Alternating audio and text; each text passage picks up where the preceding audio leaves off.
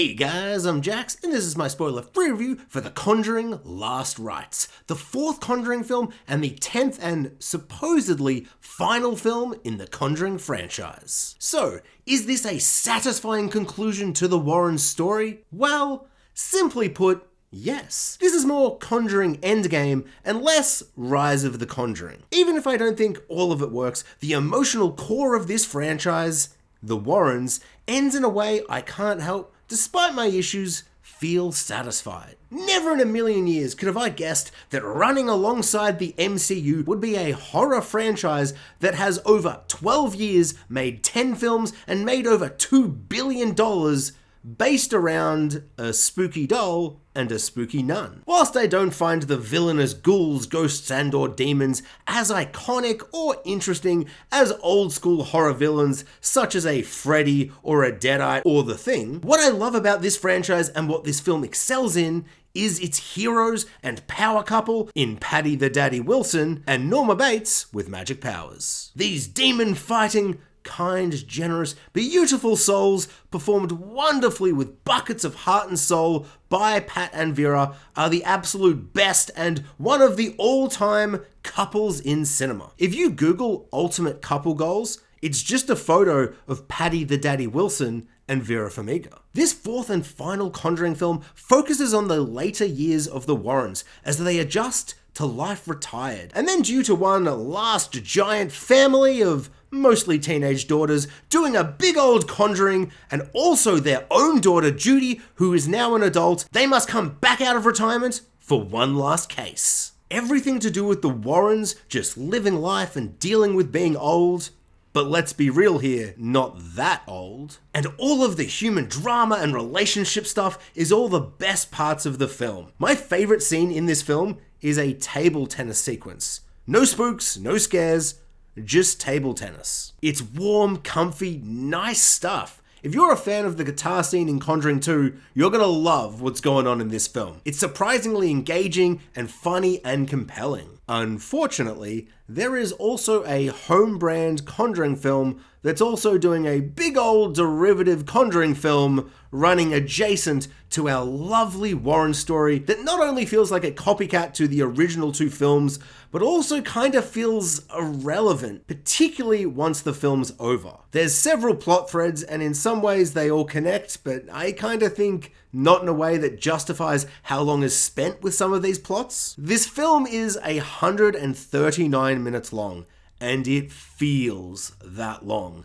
I think if you got an editor brave enough to shave off 30, maybe even 40 minutes of this film, you would have a much tighter, more focused, and most importantly, scarier film. For me, the scares are almost non-existent. There's some great ideas and concepts at play. We got a kitchen pantry that's absurdly dark and a telephone landline situation. There's a great mirrors room scene too, but rather than being genuinely scary, I found them to just kind of be fun ideas, and they lacked the sense of tension and dread of better Conjuring films. There's a spooky doll, there's a spooky mirror, and there's a creepy old lady who loves a cheeky, unearned jump scare.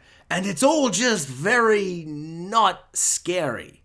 Although, as I said, some of it's pretty fun and cool. I don't know if it's just because I've seen one too many of these Conjuring films, but the generic cliche Conjuring style that at one point was quite fresh and new now kind of feels a bit old and stale. And the spooks and scares style of this franchise has kind of worn off on me. I can sense the exact moment of jump scares, and the over-reliance of CGI in certain moments takes away all of the fear rather than adding to it. I also think the film is weirdly vague and confusing and convoluted about what is actually happening. At times it seemingly sets things up, but doesn't pay them off properly or clearly. It also didn't feel intentionally ambiguous either, just strangely not clear. It's like they didn't know or care about an answer to questions they raised, which I just found to be quite baffling. That being said, the emotional end to the Warren story, which is the core of these Conjuring films and the entire franchise, is very well done. This feels much closer emotionally and story-wise to 1 and 2 than 3 does. For better or worse. At times, it's quite nice how similar it is structurally, and I think it works for this final film to take it back to basics, if you will, and kind of homage and honor the OG film that started this franchise. But also, at times it can feel a little derivative and samey. This franchise at times has felt like the horror version of the MCU in more ways than one, and I think that just like that franchise at times, the sameness of the stories and the structure can either really work for you or really annoy you. I think a lot of people will love how this vibe feels, and some will find it pretty uninspired and lazy. I think I kinda sit right in the middle. I came for some generic derivative spooks and scares, but I stayed for the heart and soul. And oh boy, does this film have heart for days. I'll watch Paddy the Daddy Wilson do anything. Not to throw too much shade on the director of this film, but I do think this film could have really been something great, just like the first two films, had James Wan come back. His directorial style is so vivid and unique, and he just has this way of weaponizing the camera with movement and kinetic energy, and he just has a great sense of pacing and tension for horror that I think is kind of lacking a little bit in this newest film. Apparently, if your name rhymes with man, you are in fact the man. Wan the Man, the Flan Man, all kings of horror. The director of this film, Michael Chaves, never stood a chance. One final note. The film opens with a great flashback of Ed and Lorraine Warren. And at first I was like, wow, the CGI de-aging for Paddy the Daddy Wilson is amazing. And then I'm like, oh man, Vera Farmiga, what have they done to her? She looks nothing like her. It just looks like a completely different actress. And then I realized it's not CGI or deepfakes or de-aging or whatever. It is a new actress. It's just two new young actors portraying Ed and Lorraine Warren, but their younger selves. You know, how they used to do for the whole history of cinema. Hollywood has broken my brain because I went straight to CGI faces, and I hate that. And I hate myself. And honestly, this realization has shook me to my core, and I may never recover.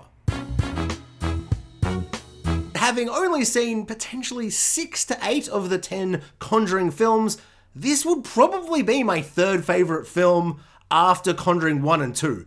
Which one goes where? I don't know. Probably 2 because of the Elvis guitar scene, where Paddy the Daddy Wilson sings and he steals my heart forever.